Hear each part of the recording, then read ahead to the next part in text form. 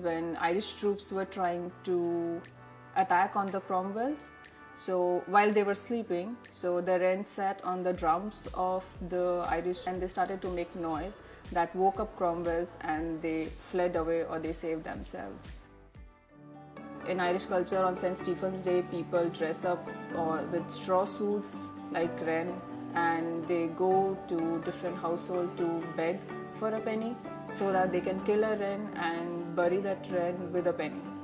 And it is considered, if a household does not give you a penny, like is not generous enough, so they dug the grave of wren and they put the wren in their garden, and this will bring a bad luck of 12 months to that household.